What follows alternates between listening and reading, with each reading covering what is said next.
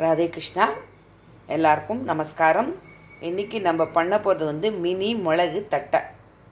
அதுக்கு தேவையான பொருள் ஒரு டம்ளர் அரிசி மாவு எடுத்துன்னு இருக்கேன். நல்லா கும்பாச்சியாகவே எடுத்துக்கோங்க.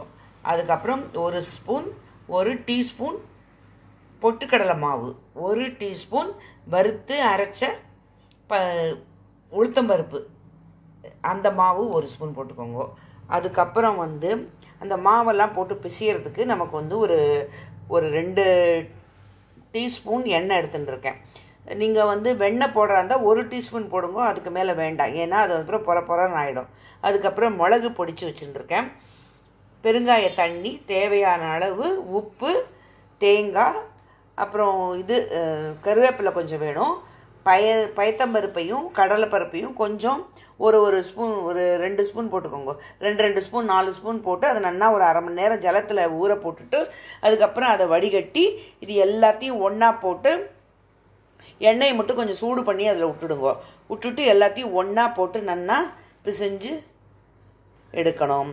நான் ஆல்ரெடி பிசைஞ்சு வச்சுருக்கேன். பிசைஞ்சு நான் இட்டு பார்த்துட்டு உங்களுக்கு கரெக்டாக வந்த பிறகு தான் நான் மெஷர்மெண்ட்டு எல்லாமே நான் உங்களுக்கு அப்லோட் பண்ணுறேன். அந்த மாவு நல்லா இந்த மாதிரி பிசைஞ்சுக்கோங்க. இந்த மாதிரி நல்லா பிசைஞ்சுட்டு எல்லாத்தையும் போட்டுட்டு எண்ணெயை மட்டும் காய்ச்சி சுட வச்சுக்கோங்க. இதை நல்லா அப்படி உருட்டி வச்சுட்டுருங்க. முன்னாடியே கொஞ்சம் ஒரு 10 உருண்டை உருட்டி வச்சுட்டுருங்க. அப்போ தான் ஈஸியாக இருக்கும். அப்புறம் என்ன பண்ணுங்க, ஒரு 2 ஜிப்லாக் கவர் எடுத்துக்கோங்க. 2 ஜிப்லாக் கவரில் கொஞ்சம் எண்ணெய் வேணாலும் தடவிக்குங்க. ஆனால் இது என்னன்னா ட்ரையாக இருந்ததுன்னா எண்ணெய் தேவைப்படாது. இப்படி ஒன்று மேலே ஒன்று வச்சுட்டு ஒரு ஜிப்லாக் கவர் மேலே இன்னொரு ஜிப்லாக் கவர் வச்சுட்டு ஒரு டபரா அதை எடுத்து நல்லா இப்படி ப்ரெஸ் பண்ணுங்க.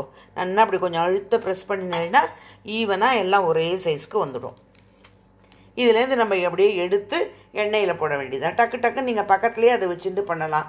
அது பக்கத்துலேயே வச்சுன்னு பண்ணோன்னா நம்ம ஈஸியாக எடுத்து ஒன்று போட்டுட்டு ஒரு 5-6 போட்டுக்கலாம். அதில் போட்டுட்டு எடுக்கலாம். இது நான் ஆல்ரெடி எடுத்தது. இது பாருங்கள், நல்லா கிறிஸ்பாக உடையும், நல்லா இருக்கும். நல்ல பரப்பரன்னு ஜம்முன்னு வரும்.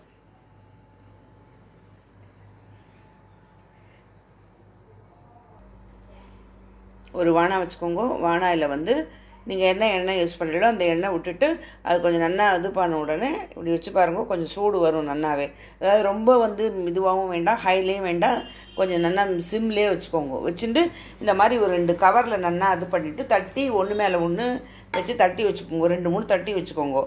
அதுக்கப்புறம் அதை எடுத்து அப்படி ஒரு 4-5ஆவே போட்டுடலாம். அதில்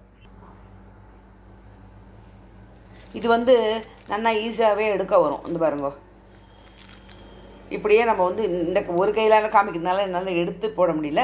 அதனால நான் அதில் தட்டினேன். எப்படி அது அவ்வளோ வந்துடும். அவ்வளோதான். அந்த எண்ணெயில் போட்டுருங்கோ.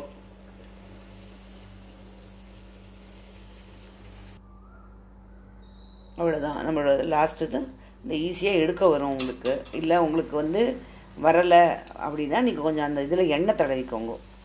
அந்த ஜிப்லாக் கவரில் ஈஸியாக எடுக்க வரும். ஏன்னா மாவு நல்லா கொஞ்சம் கெட்டியாக பிசையணும். நம்ம கெட்டியாக பிசைட்டு நல்லா கையால் உருட்டி அதை மசிச்சு கொண்டு வரணும். இந்த லாஸ்ட் ஒன் போட்டுருக்கோம். நம்ம உங்களுக்கு செஞ்சு காமிக்கணுமேங்கிறதுக்காக கொஞ்சம் அளவு தான் போட்டிருக்கேன்னா அதனால இவ்வளோ வந்திருக்கு. தேங்க்ஸ் ஃபார் வாட்சிங் my channel. Subscribe me please. மிளகு தட்டை ரெடி.